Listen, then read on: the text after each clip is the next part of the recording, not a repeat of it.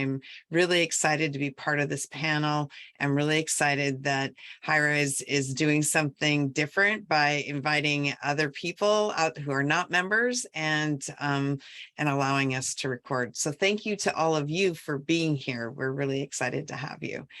So I'm a professional negotiator. When people ask me, what do you do, Christine? That is what I say. I am a professional negotiator, but I do not break kneecaps and I do not negotiate for hostages. So I leave that to a very small subsection of people. But what I do is I help improve businesses. And so let me start by asking everybody to type into the chat, type a 1 if you absolutely love to negotiate. Like you wake up in the morning, you're like, yes, I'm going to go buy a new car, or yes, I get to go into a sales deal, but you love to negotiate. And type a 9 if you'd rather get your tooth pulled. And if you're kind of in the middle, throw a 5 in the chat for me. All right, so we've got a number of ones. All right. Okay, somebody leans, somebody, Sarah went original.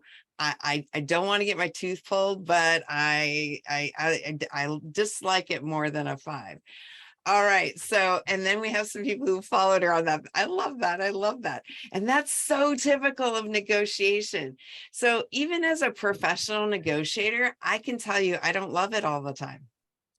I don't love it all the time. When I get to negotiate on behalf of others, I love negotiating. But when I negotiate on behalf of myself, it's a harder thing for me. And, as women in negotiation, there are lots of misconceptions out there about women as negotiators. 7 months ago, I was on a call. I was negotiating a $6 million exit of a business. And the counterpart said to me 7 months ago, Christine, I don't know why anybody would ever hire a woman to negotiate. Everybody knows women can't negotiate, right? And so 7 months ago that happened. And so I felt a few things, and then I felt a few more things. And I said, well, if I behave in the way that I normally do when I feel those things, I'm not going to get very far. So I asked him a question. And I said, do you mind if I ask you a question? Go for it. What reaction were you hoping to achieve by making those statements? So I put him on notice that I knew he was being unkind. Let's just put it that way, that he was being unkind. And I put him on notice that I wasn't going to put up with it. And then I said, or was this just a mistake? And I gave him an out, which he gracefully took, and we moved on with the conversation, right? But one of the things that people think about, especially for women, when we think about negotiation, we think about that guy, that person who is confrontational and in our face all the time. And some of us rise to those occasions and we join back into that fight. Some of us shrink from those occasions because we hate that fight and we want to do anything but get into that kind of a confrontation. But the thing is that in my 30 years of negotiating across the globe, what I've learned is that negotiation is a conversation about a relationship. And you cannot win a relationship, but you can get more value out of it. Business negotiation is not hostage negotiation. We do not have binary outcomes. We do split the difference. We care about building long-term relationships because hopefully we're going to live with those long-term relationships and be successful because of them. But the thing about for women as negotiators is the research shows that women tend to be more effective as negotiators than our male counterparts because we often see things in a more holistic way versus a compartmentalized way.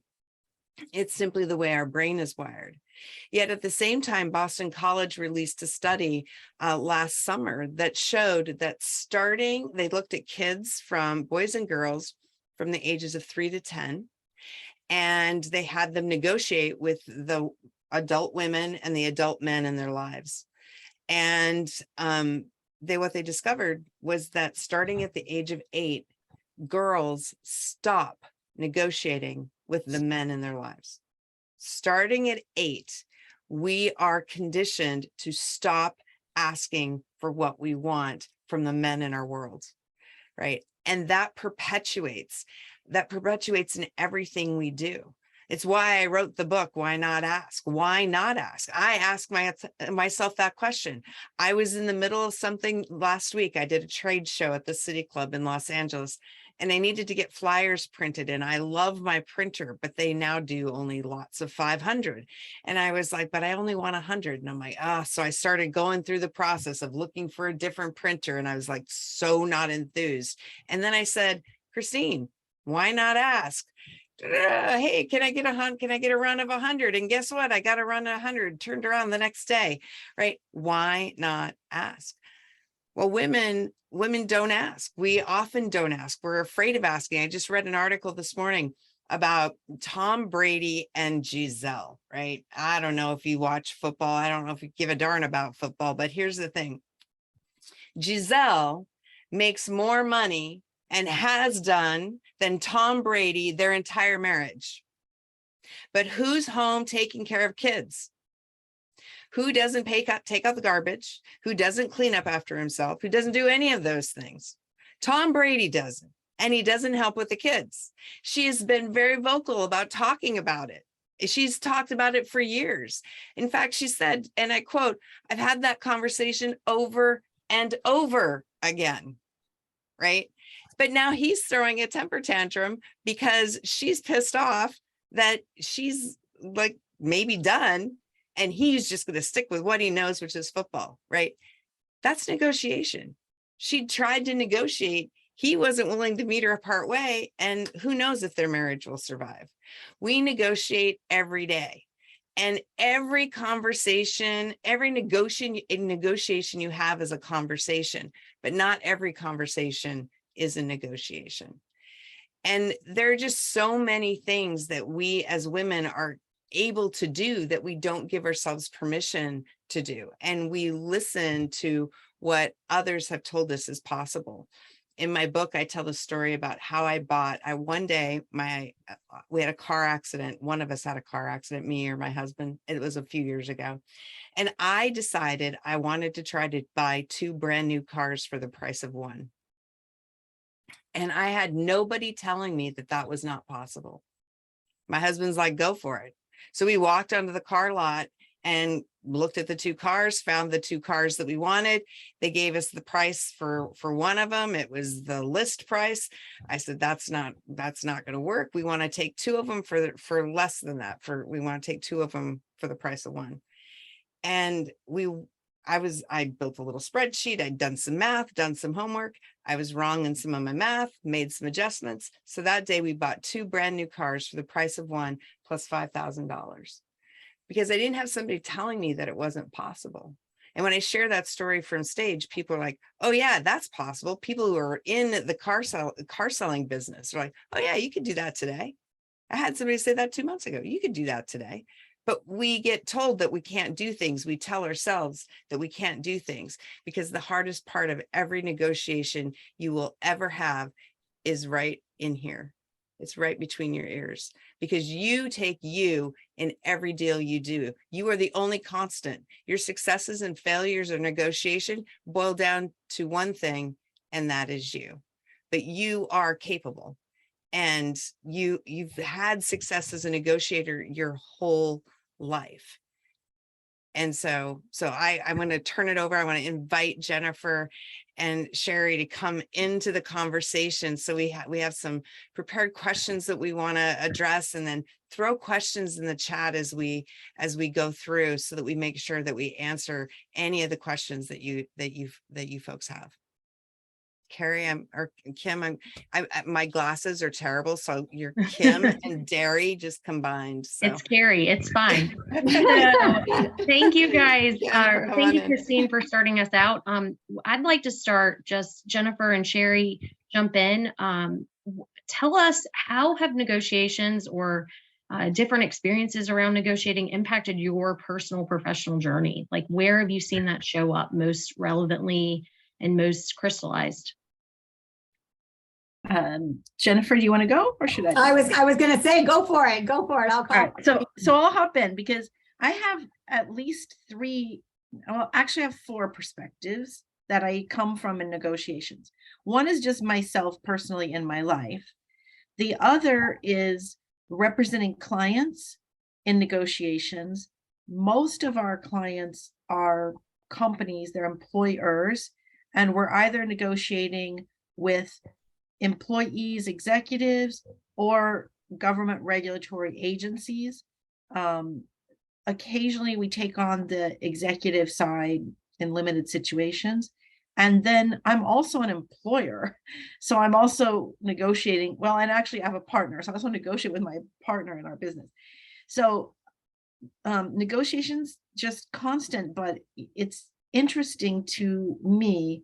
The one that's really the most interesting is the negotiations as an employer, either hiring employees or negotiating with employees that I want to keep, who are asking for something. Because I actually don't see a huge difference among men and women. I see a huge difference in just what you said, Christine, people's confidence levels. If they're really confident about their own worth and willing to take a stand but negotiate about it, that's, those are the people that get the best deals. And we've had men and women that we've hired that I made an offer as an opening piece of a negotiation, thinking, well, okay, they'll never accept that, but we'll negotiate. And then they just did. And I feel they just didn't serve themselves well. But that's, and I've had that in my law practice as well. Of course, I've had the opposite experience, but it's always interesting to me when I, on my side of the fence, am expecting a response that is a rejection of my offer and I don't get it. So that's just one perspective. Yeah, so I'll build on that, because I'm real and raw, like all the time. What you see is what you get, right? So my everyday negotiations might be in hiring and firing. A lot of I'm in public relations, so we're negotiating for stories and story placement and things like that. So those are like conscientious negotiations that I know we're going into. Where I start where I have to like conscientious remember my value, and where I panic and the things that I don't like is when it's in real business negotiations over money. And that's because it's a self-worth, a self-value thing. And I know that I have to come at it all the time. And so I have to actually set aside the time to do the research, to get real with myself so that I can come in strong.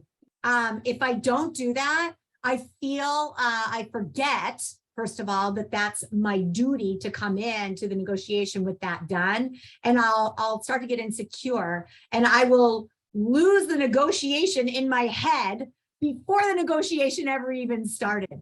And it's common, easy things, where you think, oh, they billed me and now I have to pay it. And now I'm a victim of this, whatever. And like, it's whenever you think that you're a victim of something, that's a door opening for a negotiation where you don't have to just be the victim. And it's so easy. Like we just do, oh, those people are, being like this to me, or, oh, I got stuck over here or something. And Christine is the first one to always remind me of, that's a negotiation. I'm like, oh yeah. Like if I call it your panties in a wad, you know what I mean? If you get all hyped up and all upset over something, that's an opening for a negotiation. And so I always have to think about, like, what do I want out of the negotiation?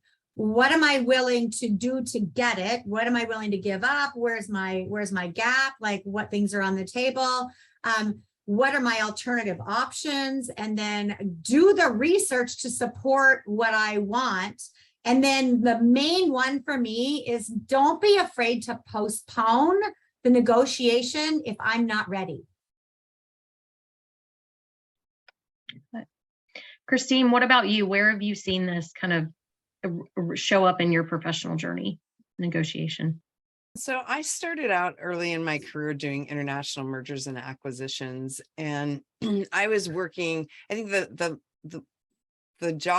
project that really made me go, oh my God, I just really love the aspects of negotiation, was when I was working in Seoul, Korea, South Korea, in the early 1990s.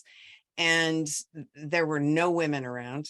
The company I worked with had just fired our country manager. She was very much of a feminist. That did not fly in South Korea at the time.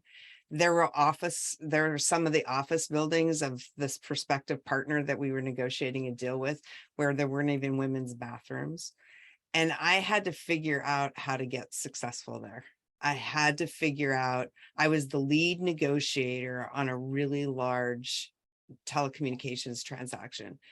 And I recognized very quickly that I wasn't going to do it myself. I'm a country girl. I'm from a tiny town in north central Montana. And I'm like, I don't know what the heck I'm doing. And so I asked my CFO, I said yes to the project, but on the condition that they got an attaché for me. So they found a Korean guy who used to play for the Korean National Baseball League. He played in the Olympics. He was well known.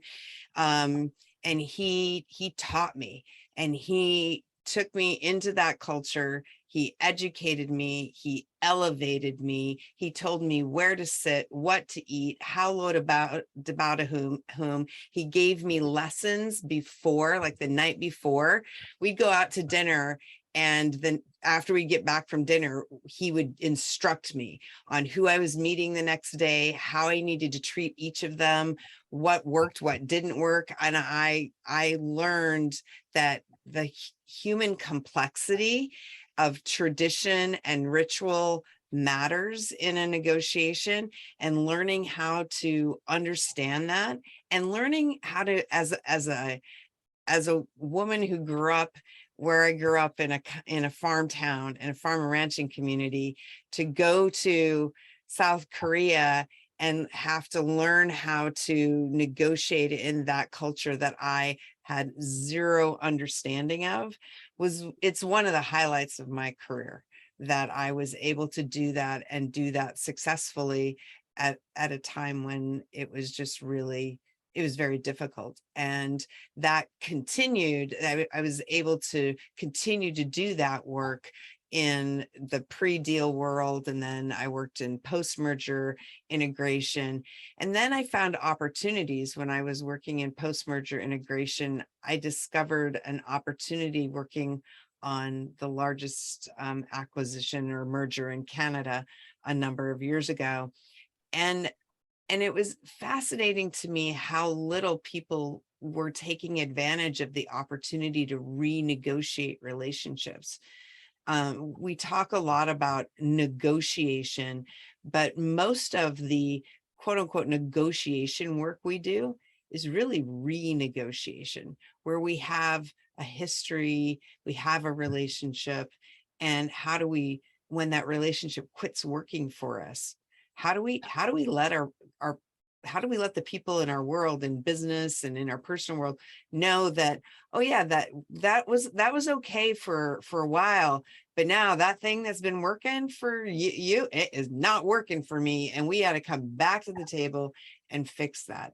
And so that's all of those things combined have been really what have driven me. And I started my business because I worked with so many large companies that I saw small and mid-sized companies simply don't have access to the training, the resources, the information. I actually benefited from someone sitting and watching me in a negotiation, taking me aside and say, hey, this is how somebody sees you. This is how you think you're coming across, but that's not how you're coming across. And getting that kind of insight was super valuable to me. And so I am just very passionate about helping small and mid-sized companies level the playing fields when it comes to dealing with their negotiations and helping them elevate their negotiation skills. And so it's obviously permeated my entire career and my life. So yeah, what a fantastic foundational experience for you to have to kind of build upon. So with that kind of in mind, it'd be great to hear just within each of your specialty areas where you really see women excelling in negotiation and where you see them maybe sometimes falling short. Where are the areas that you just see them, really pushing it and doing excellently? And also, where do you see opportunities for them to continue to push? I'll start. So where I see women really excelling in negotiation is in storytelling. Women are naturally great storytellers. We take people on a journey, and that's just kind of tends to be a more female trait or a really strong female trait. So anytime you're trying to make your point come across, if you can tell it in a story where you're taking people on a journey where they can see the ups and downs and they can start to put the story together in their head where they get the value that's going to come to them, I think women do better in those areas. And so if you can think of your negotiation as storytelling, we do better. I see that women give away their power a lot. And a lot of times it is in finances, or it is in coming at things, understanding our value, understanding our worth. We tend to overgive and under receive. And so that's where I see that women could always use strength. And so my answer to that is, don't be afraid to improve your skills on a regular basis, even when you think that your skills are good enough. There's always blind spots. And then don't be afraid to look into hiring somebody like Christine's, firm that can help you get clear on your negotiation so that you can come in stronger and have some solid background in it. I would say I agree with that. I think that one thing that helps is if you really believe in yourself that you can do the job. And women tend, and I read a statistic, Christine, you might know this, but about women apply for jobs where they are overqualified. They're applying for jobs for which they're overqualified. Men typically apply for jobs for which they're underqualified, but they're confident they can do it. Mm-hmm. And I have definitely seen that. One thing that I think women do well in negotiations is the ability to emphasize, just have empathy and seek to understand the other person. Mm-hmm. It's not always all about them. And I think that if you can, in a negotiation, understand where the other person is coming from, it will help you get to a place that's a win-win. And then one more thing I'll throw out, because even my grandkids now use this, is the ability to think outside the box and come up with something creative as a solution.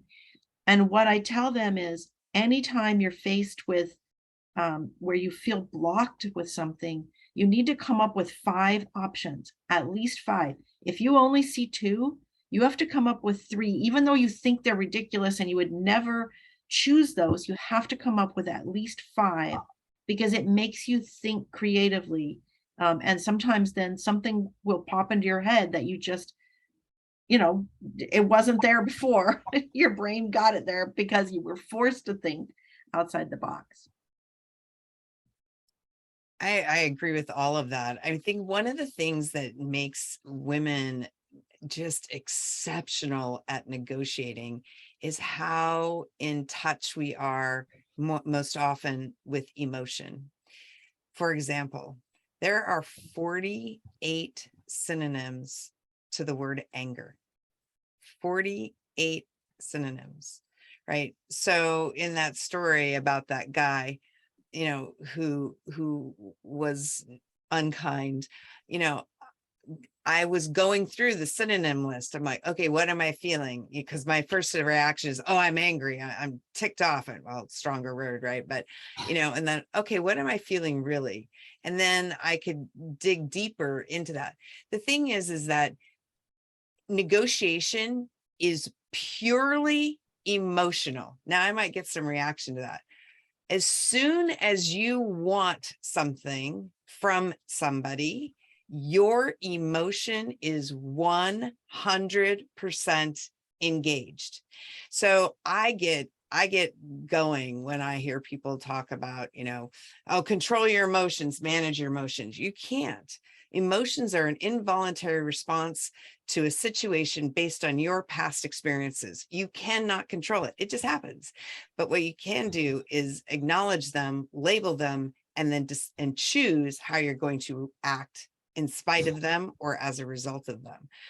And I think women are just, we recognize that there are so many different nuances to an emotion that gives us an advantage, quite frankly, in negotiating, because we have a lot more words that we use all the time to name and label our emotions. And that is incredibly powerful when you can, and we can give, and we're okay with emotion. So we can give our counterparts permission to express their emotion as well. And we can help them to name and label their emotions, right? Because if we can get to the emotional side of negotiation and stop pretending it doesn't exist, right? If we can get to that, when we get to that, right, that's when we get to a deal, because your decision to do a deal with anyone is 100% based on how you feel about it. It's not based on facts. It's not based on anything. It's about how you feel about it. How many of us have done a deal that ends up financially maybe not being in our best interest because it felt like the right thing to do? Everyone has. Everyone, doesn't matter what gender. But I think women have we are allowed, we are given the freedom, quite frankly, to be more in touch with emotion in a lot of regards than our male counterparts are. And we have a lot more language for our emotions. And I think that's a huge benefit that we have. And but I agree that I think the thing that holds us back is that it goes back to that Boston College study, that we're conditioned, especially when we're negotiating with men, not to ask. We'll ask when we're negotiating with women, but when we're negotiating with men, we tend not to ask. So I will remind everyone, we would love for you to drop any questions that you have for our panelists into the chat. We have a kind of closing question, and then we'll get to questions from our participants. And so thanks, Jane, for dropping a question. Anybody else have any? Go ahead and drop them in. I guess what I would ask is if you guys could boil it down to just some key tips or advice that you have for women, given our current professional climate, and just how to leverage negotiation professionally, how to work that in. If that's an area where you were a 9 at the beginning of this conversation, what are your best pieces of advice for other professional women on this call? Well, I'll start again. I probably have the least negotiating experience, and I'm probably the junior of these two as far as a negotiator goes. So I'm always working on improving my skills. I'm always open to learning more. And so that's my first thing, is like, even if you think your negotiation skills are good enough means you're leaving stuff on the table that has a lot of value, and that you're not even getting any value out of it. In fact, you're abandoning it. So even though you think your negotiation skills are good enough, or even if you think you're an expert in this area, I guarantee you there are blind spots that you're not seeing. So do seek education. Do seek to continue to further your skills. Take the time to do the research before your negotiations. Understand that you cannot be an expert in every area, even when you think you're really good.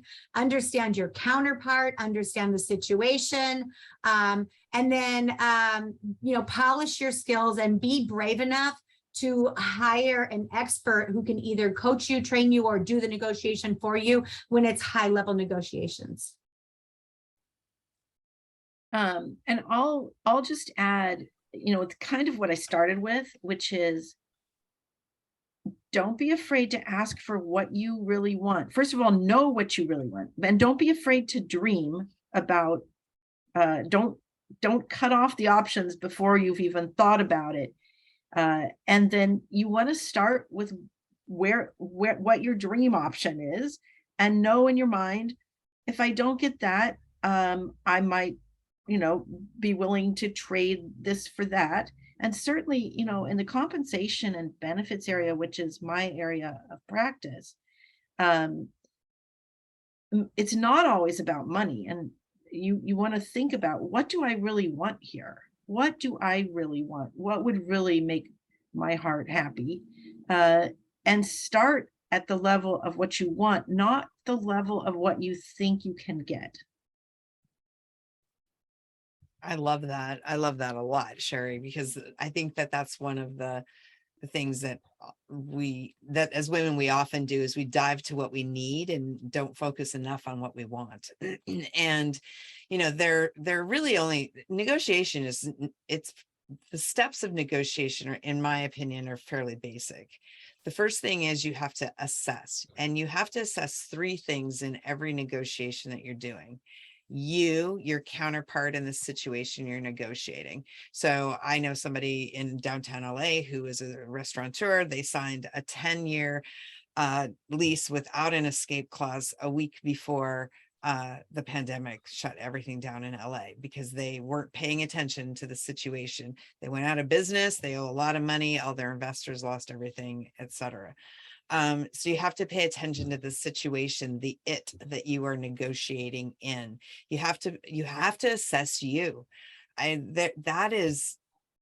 We spend so little time that we talk in generalities. You cannot negotiate general things, because negotiation requires you to take action. You cannot take action on something general. You can only take action on something specific. So you have to assess yourself. You have to assess your counterpart. There's what you want and what you need, but what are you capable of doing, right? What are you capable of today, and what do you intend to be capable of in the future? Because that all comes together, right? Well, the same is true for your counterpart, and you're trying to figure out what those gaps are and how to find alignment in the gaps. So once you assess, which is where, if you're talking about a business negotiation, you're spending 70 to 80% of your time assessing, figuring out before you've ever talked to anybody. You're assessing. That's the knowing of what but it's not certainty. It's knowing and having clarity on what it is that you want. And then you have to ask, right? You have to be willing and open to ask. And there's a whole process around that. There's asking, there's just a whole lot of things around asking, knowing negotiation styles, all that kind of stuff. But then you have to take action. You have to act. And then you have to continue to act, because you need to make sure the deal continues to work for you. So this has been very helpful, and we spent a lot of time talking about the actual process of negotiating. Some of the questions in the chat, interestingly enough, are about actually getting the negotiation started. So what strategies do you all suggest when the other party is resistant or doesn't desire to negotiate or discuss the issue at hand, but it's something that you feel like must be addressed? What strategies can you all talk us through? I'll be happy to start. So if I was facing a negotiation and I know the other person doesn't agree with my, whatever it is that is my ask or my goal in the negotiation, I think my first step would be to just try to understand where they're coming from. Just try to really understand what is the hesitancy. If they don't want to negotiate at all, then I have to ask, why am I in this negotiation? But usually I would just get curious. What's going on over there? So you can really understand what that resistance is. I don't know, Christine or Jennifer, if you have any. Yeah, absolutely. I mean, curiosity is the most important it's the most important skill in all negotiation, is staying curious. And so we tend to go into negotiation with what we think we know what we want, but we haven't spent any time figuring out our counterpart. And kind of, when you think about assessing, have a hypothesis about what might be some of the things that are causing your counterpart to be resistant. And then you have something to test. Now you have some questions, because you go into the negotiation with a hypothesis that gives you a starting point, and then be open to being completely and utterly wrong about every assumption that you've ever had, because that's part of the curiosity, right? It's like, I ask a question, oh, that thing that I assumed, that's completely wrong. All right, now I get to adjust. And because usually if somebody is super resistant, one, that's almost always an emotional response. So I'll see people, I've had people throw dishes at my head, and not my husband, I mean in a business negotiation. I had somebody throw a really nice English bone china teacup at my head one day. I've had all sorts of really angry emotional reactions. And usually what I find, when someone like digs in hard on something, it's an unspoken emotional thing that's usually based on their perception of being safe. There's something that makes them feel unsafe about what you're asking.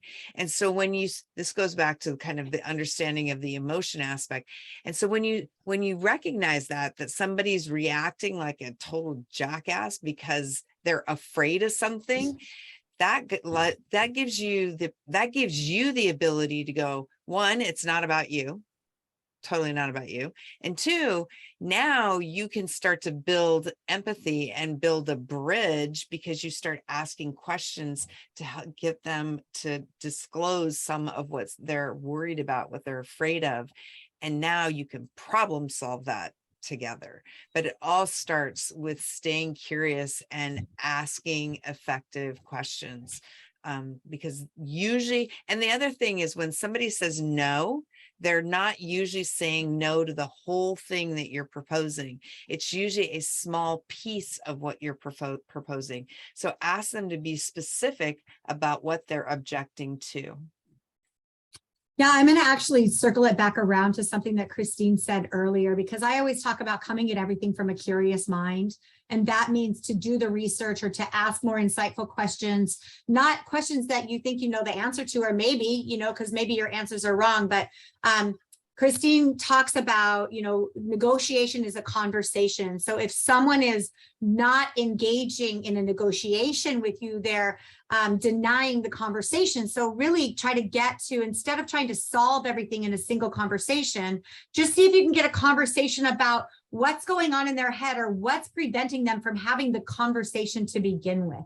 And so everybody is open to a conversation, even when they have their heels dug in and they're not going to negotiate whatsoever. It's about, you're trying to break that wall down little by little by little to understand where those emotions are blocking them from this conversation that you really want to have, so that you can get a negotiation in there and understand, what are they protecting? What are they afraid of? What are they, what's driving their decision? And then once you can understand that, you can elevate the conversation in different ways. But then stop trying to solve everything right then, and instead open up the idea of a conversation. Maybe it's going to be a longer negotiation than you thought of, but you're still in negotiation, even though you don't feel it. You're negotiating at the time. It's part of it.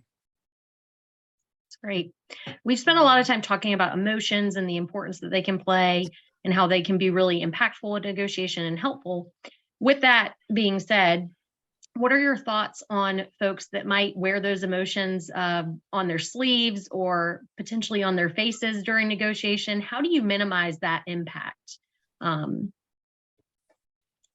going to go before Christine, because I know Christine has brilliance in this area, and emotions are one of the things for me. Like, if I know, like, if I can lose a negotiation in my head before it ever even gets started when I'm too emotionally charged. So I have to write everything down. And sometimes it's just an anger dump, you know, whatever my emotions are that are going to prevent me from being successful in my negotiation. I got to get that out of me first. I'm a writer, so I tend to write. Some people are better at talkers, so record yourself or vent to someone, get it out. So I say, get those emotions out, address them, so then you can leave them behind and you can start to look at something from a logical perspective without the thing of emotions driving it. Then you can start to come at like some answers and some solutions from a better perspective, and use your emotions in to express your passion for something and why you believe in something, but leave those other ones on the table, because you can lose a negotiation in your head before you ever even get started, let alone what's going to happen when you're face to face. Sherrie, I'm going to pass it to you because I know, because I know she has great things to say here. Right. And so I think whether this is a good thing or a bad thing depends on, as you just said, using your passion about something, showing emotion can be a great thing in a negotiation. I'm not sure that showing your emotions is a problem to be solved. If you're really emotionally charged about it, that's probably not a great way to go into a negotiation. But if you are really clear on what you want, where you're willing to walk away, right? If you know in your heart of hearts, I'm willing to do this, but not this, and you have accepted that, then you might not be so charged, because this is just, we're either going to solve this or we're not. And I know it's going to be fine either way. So I'm just going to try to solve it. That's, I guess, my reaction to that. Yeah, I think that knowing where you're walking away that's a big thing. I think from an emotion, like I'm very expressive in my face. And so I make a joke out of it. I never crack jokes in a negotiation unless I'm laughing at myself, unless I'm poking fun at myself, because then I know that it's gonna land one way or the other. But if I can be self-deprecating, then I'm okay with that. So I'll actually sit. So like I am my mother's daughter, and there are times when I can feel my face. So I pay very much attention to how my body moves, my nonverbals. I've spent a ton of time in my profession paying attention to that. So I know when my face contorts into an expression of my mom's, that is her showing displeasure. And so I'll crack a joke and I'll go, oh crap, I'm so sorry. My face just did my mom look. And that, I know that, so I'll actually call it out. And I don't have a problem saying, acknowledging it. One of the things that I wish that people would get more comfortable doing in their negotiation is actually acknowledging that, saying, oh, that thing you just did or that thing you just said, that actually hit me the wrong way.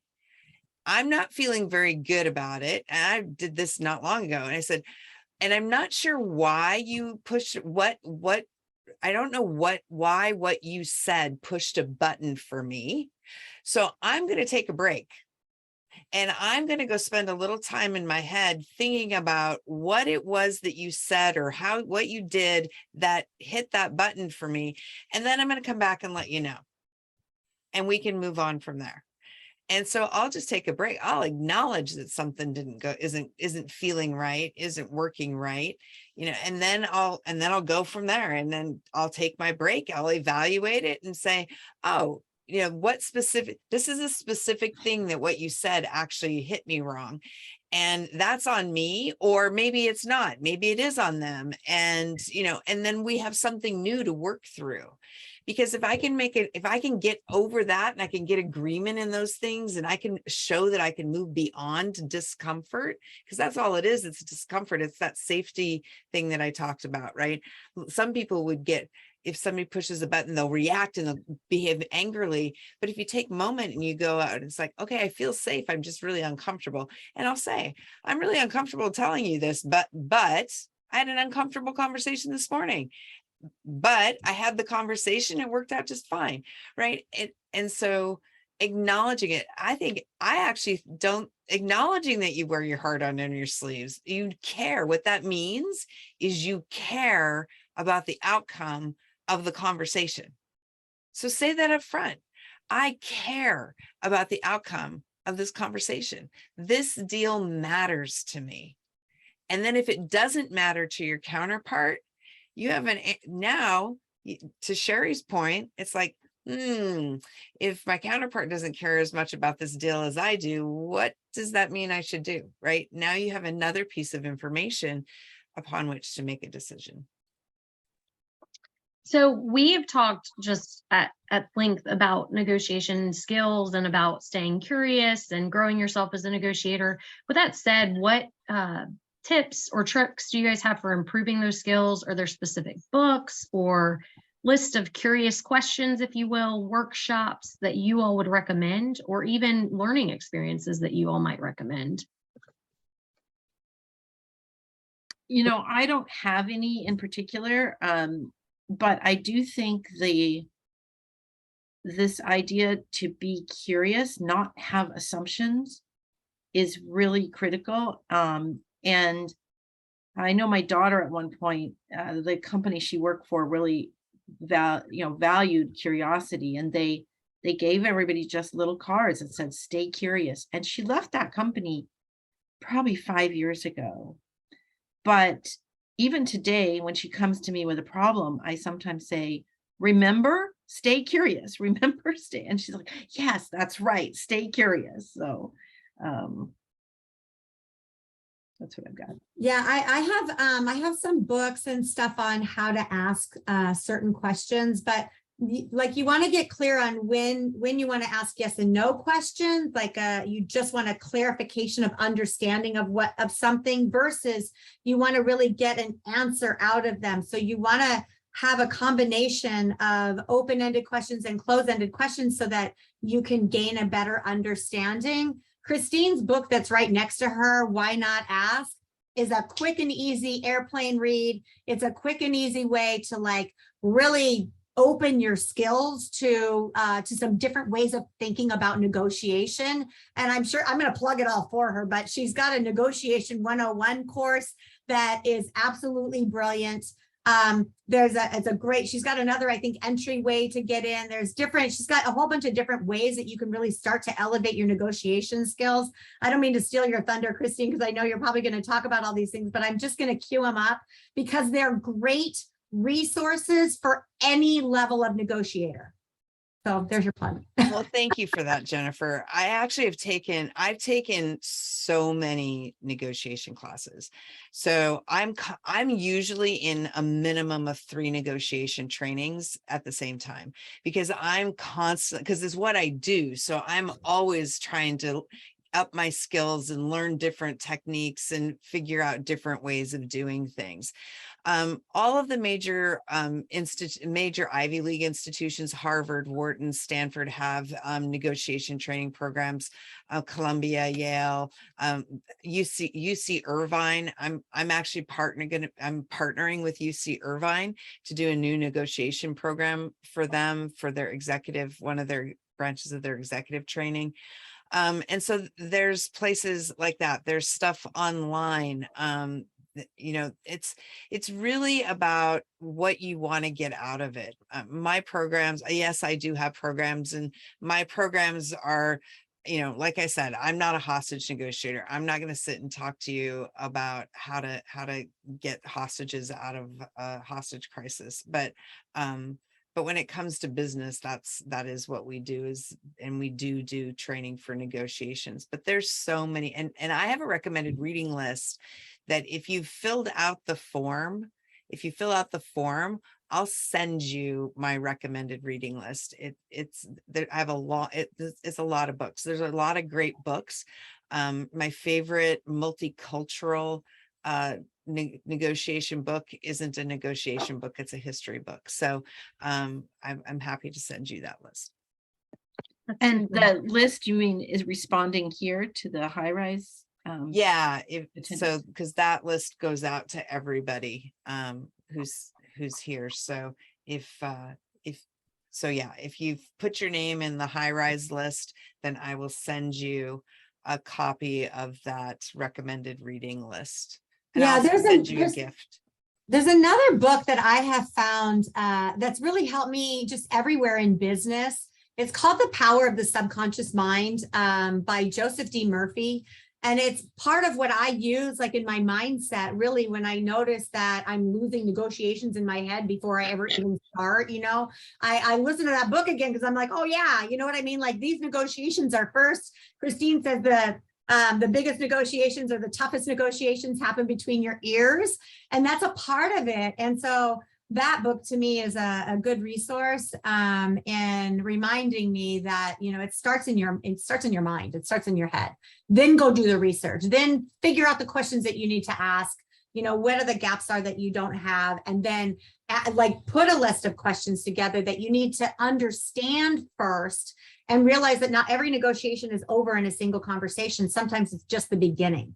So what data do you need? And if you didn't get enough data, always end every conversation with, do you mind if I come back to you with additional questions if I have them as we're going through this? So then you've already opened up the conversation to continue researching before you put together, whatever proposal or answer that you need, or, prep work that you need for your negotiation. Hey, Jennifer, can you type that book in the chat? Yes, I can. Sherrie, Jennifer, Christine, I think this has just been a great collection of lots of helpful insight. As we're about to hop off here in just a moment, is there anything kind of as a closing thought or parting suggestion that you all would like to leave the group with as we wrap up our conversation today? I'll go quickly because I think we've come full circle, but Jennifer just said it. Your mindset is the key. Maybe you started that with Christine. Your mindset is the key. So as you're going into a negotiation, you have to be really clear on what you want, what you're willing to give up, and what you're not willing to give up. Because not every negotiation ends in the way you wanted it to. I think being able to end a negotiation where you don't get what you want is as important as ending a negotiation where you do get what you want. Yeah. The way you end it. Yeah. And I'll circle back around. And if you're feeling insecure in a negotiation, you probably need to do more research. Research is where you get your confidence from. Once you feel solid in your answers, that's in knowing what you want, knowing how to get it, knowing what the value is to them, knowing what the value is to you, knowing what you're willing to give up. And then what are those powerful questions that you're going to ask? So again, be brave enough to be your best friend and be brave enough to postpone the conversation if you're not quite ready. Yeah, and I'll leave you with this because I think that this when I was early on in my career as a negotiator helped me get over my fear of negotiating. Negotiation is a hopeful act. You use information from the past to divine a better future doing something together with something else in the present, somebody else in the present, right? And when we think about negotiation as this hopeful thing, right? You don't do a deal with somebody who you don't care about being successful. You want to do it because you're going to benefit and they're going to benefit. And when you think about it as a hopeful act, it gives you permission to change. So for all those 9s and 7s in there, it gives you permission to change how you think about the negotiation process. It's been an honor to be here. Thank you to all of you who've joined us. Thank you. Guys, so thank much. you so much. Christine, Sherrie, Jennifer, thank you. This was fantastic. And I know I will leave with a lot. I'm sure everyone else will as well. We're so appreciative. Everybody, thank you so much for hopping on and joining us today. We will get that contact list out and also the book list as well. And thank you for spending your afternoon with us. I think this was a really great conversation to either get your Monday going in the right direction or wrap it up in the right direction. Everyone have a great rest of the day. Thank you.